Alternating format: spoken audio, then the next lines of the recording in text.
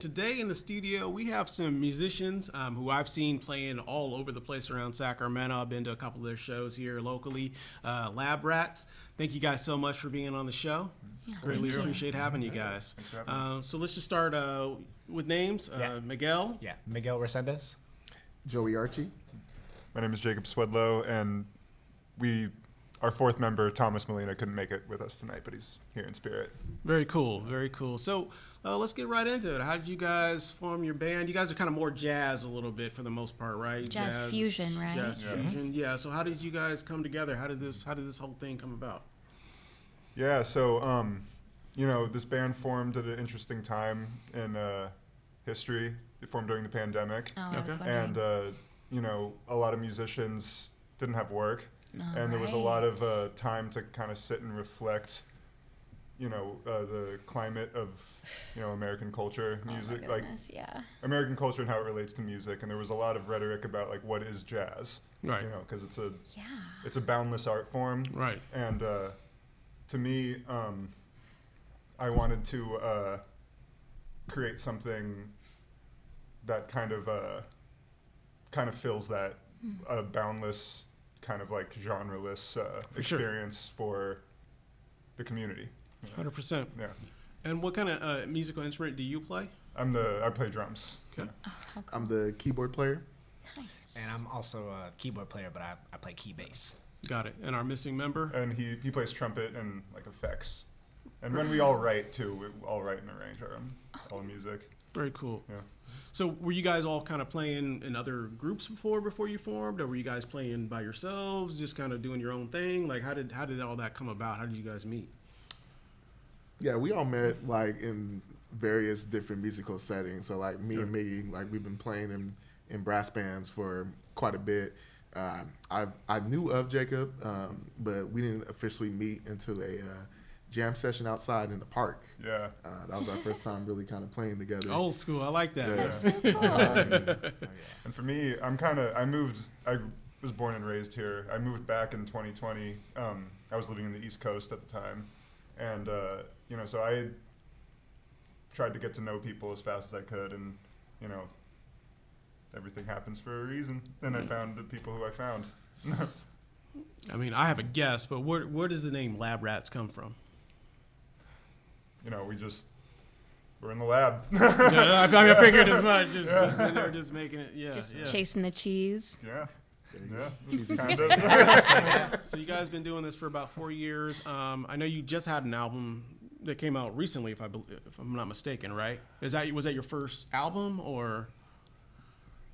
That's our second album. Yeah. Okay. Yeah, so we got our first album was actually You Were the Rat. Yeah, so that was like a lot of our compositions and stuff like that. And then we came out with a second one called Standard Practice Volume 1. And that's just a mix of like classic songs and just like jazz standards that we kind of did our own thing with. So you can check that out on everywhere: Spotify, Apple Music, YouTube, all that. So yeah, I mean, so going back to jazz, I mean, it's when people think of jazz, a lot of different thoughts come to people's heads and kind of what jazz is. I mean, you have everything from Miles Davis to Kenny G. You know what I mean? So how would you guys describe your sound? Because not all jazz is the same. I would say it's kind of rooted in a little bit of everything. Like if you go back and you study the history of this music, you understand that it's based off of innovation. And so, with us, we try to honor that same tradition.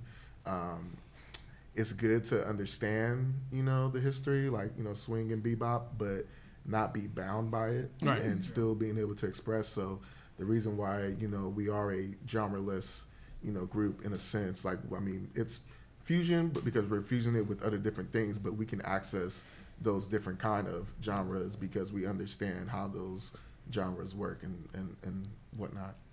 Very cool. Yeah, I know I've seen you guys. I see you guys at first time I met you guys saw you guys was at a park someplace, like it's like in the summer someplace. It was hot. It was like outdoors, like some wine tasting or something, and it was a little bit more subdued for that particular audience. But then I think the next time I saw you was at the Torch Club, Yeah. and it was a little bit more. You guys put a little more stank on it at the Torch Club. You know what I mean? You know what I'm talking about. And so you guys are at the Torch Club, and you guys, kind of mix it up a little bit. So it gave me a different feel, and I was like, wow, these guys are real diverse. Because you kind of played to the audience. So you guys just kind of transition your sound to, and it sounds almost like at the Torch Club like an organized jam session, kind of. You know what I mean? So that's the way I would describe it. I'm glad it comes off that way. That's the intention. It's a lot of controlled chaos, specifically at Sunday sessions. Yeah.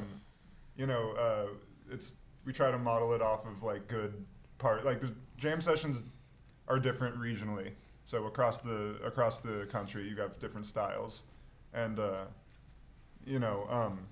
we try to take all of the good parts of everything and put it together. And it's a lot of learning on the spot, and a lot of like, wow. if you're messing up, we'll tell you. For sure. And that's part of it too. Again, because the goal is to serve the music. 100%. And then I know you guys also collaborate with a lot of singers and songwriters and things of this nature, and kind of sub them in, the Philharmonic and a lot of those guys. And how does that kind of work in terms of your flow, and you guys just kind of play to whoever the singer is and kind of adjust, or? That's a good question.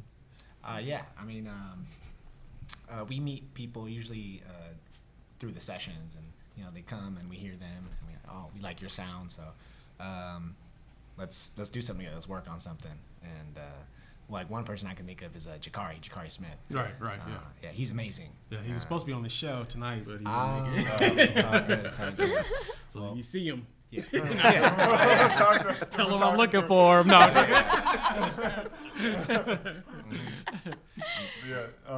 Something that we also like to do is we make music for the people who we want to collaborate with. For sure, 100%.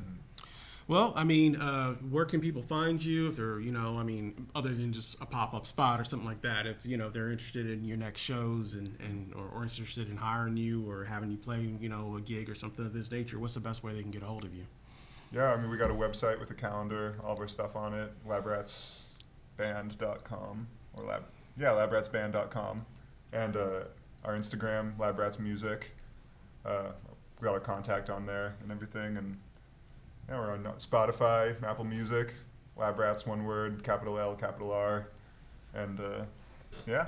Sounds good, man. Well, good stuff, man. Well, we'll definitely be collaborating with you guys, and definitely want to check out your next show, and then I might have some plans for you guys coming up here sometime in the next few months here, so we'll see what happens with that. So I'll definitely be in touch. We'll talk about that offline, but I thank you guys for being on the show. I greatly appreciate it. So, Thank you. So much. It was wonderful having you guys here. Thank you. Yeah. Once again, thank you for watching another edition of SacTown Movie Buff Television. We'll be back again to another episode. Have a great day.